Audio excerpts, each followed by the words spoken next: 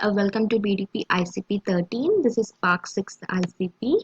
This ICP is about graph frames and graphics algorithms. The first step is to install PySpark, graph frames, and FindSpark. So after that, we have to go to the Spark main website and install the graph frames based on the version of the Spark. The Spark version I'm using is like 2.4. So I have installed this graph frames jar file. After installing it, I have to place inside the jar files, that is inside the main Hadoop directory, Hadoop Spark directory. Inside the jars, I have to place this jar.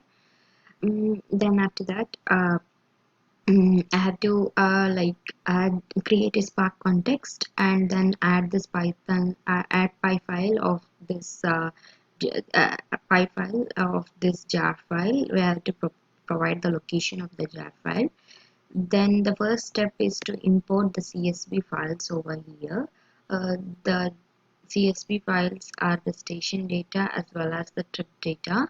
So the first question is to import the data set as a CSV file and create data frames directly on import, um, and then create the graph out of the data frame created. So first step is like importing the CSV files over here. Then this is the station's data frame that has been obtained after importing the CSV data.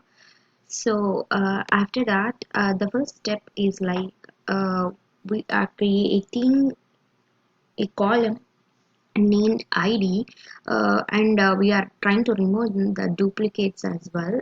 So I'm renaming the name with ID, and I'm just using this as the unique key to remove the duplicates over here. And after doing that, from the station data, we are creating the vertices. So these are the vertices that can be seen over here. Then trips again, the start station and the end station. I'm renaming the start station and the end station with SRC and DST.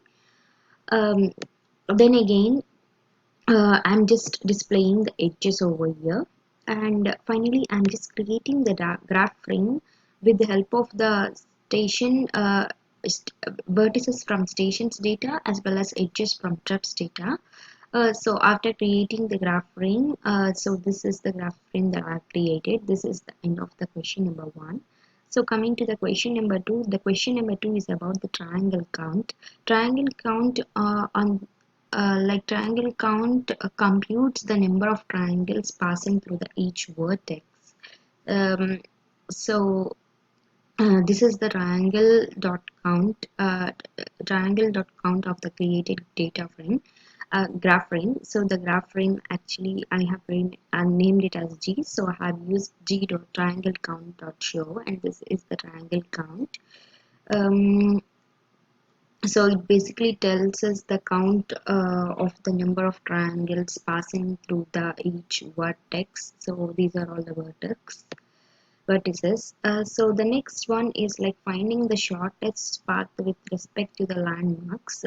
So actually it computes the shortest paths to the given set of landmark vertices, um, so landmark vertices. So the landmark vertices here I have chosen is like second at Folsom in Japantown. These are the landmarks that are specified with the vertex ID column. So actually, since we have renamed the name to ID, this is the ID column. So here we have chosen the landmarks as second at Folsom in Japan. So now we'll be with the help of G dot shortest path of these landmarks, we'll be identifying the shortest paths between these two of the landmark vertices, and here is the output for the same. So the next one is like applying the PageRank algorithm on the dataset. So the PageRank helps us to identify the important vertices on the graphs based on the connections. So here is the PageRank. We are just applying the PageRank to the graph frame with the reset probability of 0.15 and the total of 0.01 total probability of 0.01. So the result has got some vertices and edges. This is the result of the vertices as well as this is the result of the edges. So the next question is like saving the graphs to a file. So I have saved to the g dot vertices dot write to vertices as well as the graph frame dot edges to on the name of edges. So these are saved as below. So this is vertices as well as edges. This is edges. So this is the end of the question number 5, which completes our ICP. Coming to the bonus questions. The bonus questions is about the algorithms, two algorithms. First one is label propagation algorithm. The label propagation algorithm assigns labels to the previously unlabeled nodes in a graph at the start of the algorithm and updates their state at every super step. So at every step in the graph frame, at every moment, the this label propagation algorithm updates each and every id with a new label. So as you can see, these are all the ids along with the labels over here.